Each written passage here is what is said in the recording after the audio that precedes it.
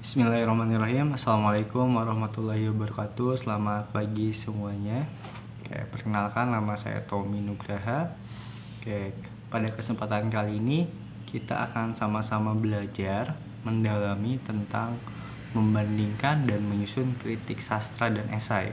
Nah, ini adalah suatu kajian yang menarik tentunya ya, dalam mata pelajaran bahasa Indonesia, di mana kita belajar untuk memberikan kritik ya, tapi kritik yang membangun tentunya.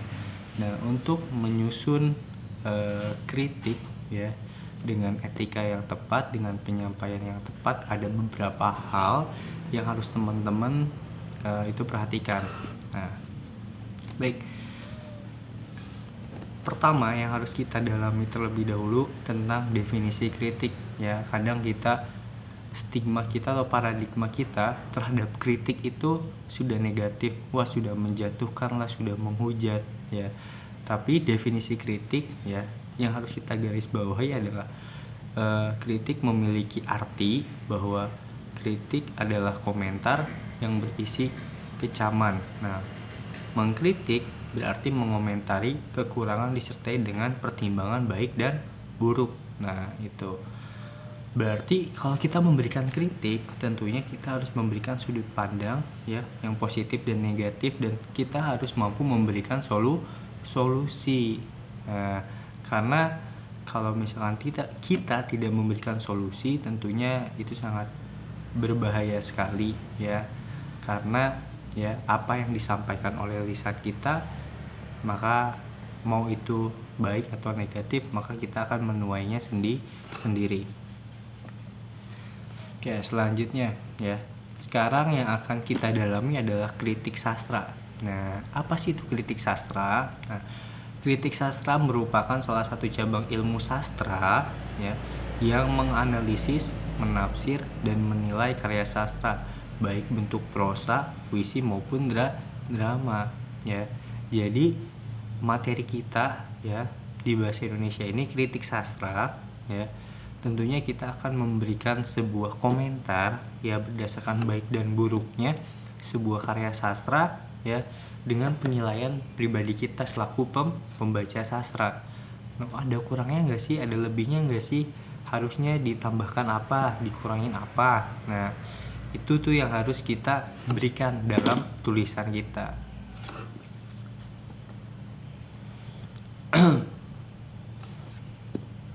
Nah, pendekatan yang harus kita lakukan dalam menilai karya sastra ya. Yang pertama ada pendekatan ekspresif ya. Apa itu pendekatan ekspresif ya? Pendekatan yang berfokus pada penulis. Nah, terus ada yang berdasarkan pendekatan mimetik ya. Pendekatan dengan kehidupan nyata. Jadi ibaratkan kita sedang bercermin ya. Apa yang ada dalam karya sastra ya, kita relevansikan dengan kehidupan nyata ya.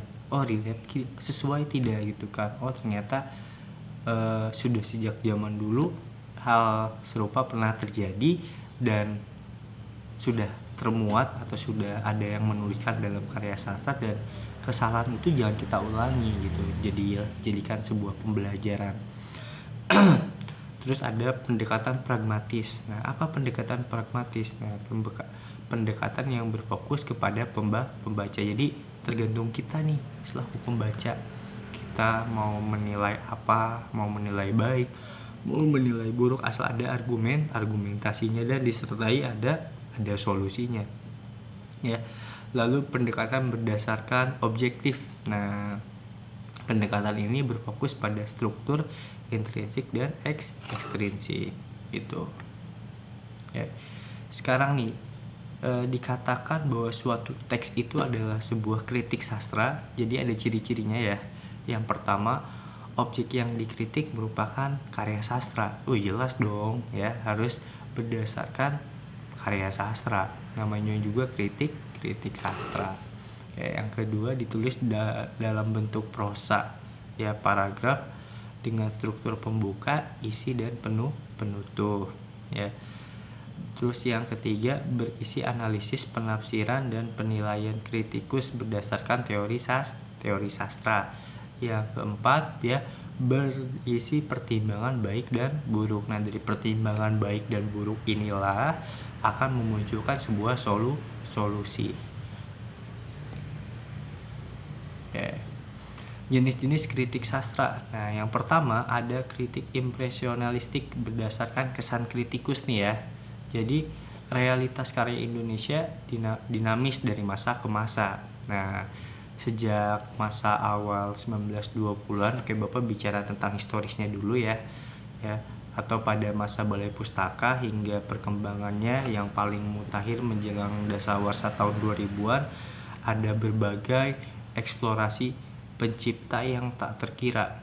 Nah, jadi banyak sekali karya-karya sastra Indonesia yang yang belum termuat atau belum terdata gitu kan. Dan tipe sastra semakin kesini ya semakin berkembang gitu kan.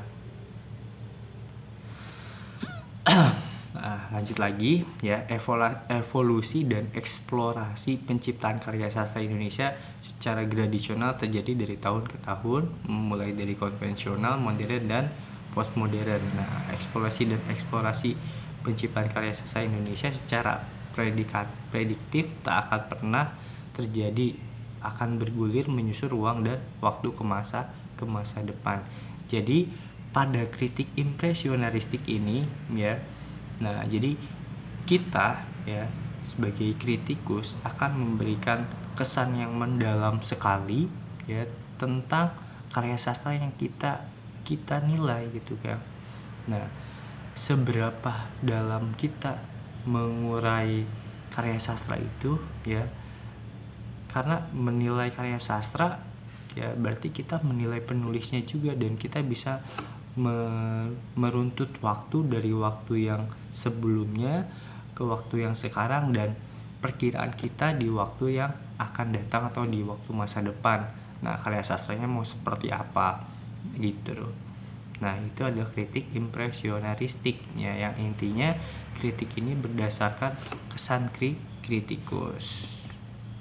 Oke, yang kedua ada kritik yudisial. Nah, kritik yudisial ini berdasarkan penilaian baik dan buruk. Nah, berdasarkan penilaian zaman sekarang dapat dikatakan nih bahwa Hikayat Si Miskin itu tidak bernilai literer tinggi. Ya, bahkan mungkin menurut pandangan masyarakat Melayu sekarang karya tersebut sama sekali tidak memiliki nilai literer sama sekali. Oke, jadi bicara tentang karya sastra ya, ada di sini kita ambil contoh tentang Hikayat Si Miskin ya. Jadi penilaian baik dan buruk dari seorang penulis itu, oh ini ada literasinya enggak gitu kan, oh ada dulunya gimana gitu kan, apakah ada sumber terkait atau tidak gitu kan. Oh, ternyata ya ini hanya cerita dari mulut ke mulut gitu kan, dan yang namanya karya sastra ya kan bebas gitu. Nah, jadi kritik yudisial ini kembali lagi nih kepada si penilainya ya, penilaian terhadap karya sastranya gimana. Mau dikatakan baik sah-sah saja, mau dikatakan buruk ya harus ada argumennya. Mau baik dan buruk pun harus ada argumentasinya gitu. Nah, yang terakhir ya kita akan mendalami tentang unsur-unsur kritik sastra. Nah, berdasarkan jenis kritik ya sastra yang telah disampaikan sebelumnya ya, sebuah teks digolongkan sebagai kritik sastra apabila di dalamnya terdapat unsur-unsur. Yang pertama, informasi singkat tentang karya yang dikritik ya. Yang kedua, tentang pengarang ya, tentang isi buku harus dituliskan sinopsisnya walaupun sedikit. Lalu ada analisis, nah lalu ada penafsiran atau interpretasi. Nah, yang terakhir ada penilaian. Seperti itu.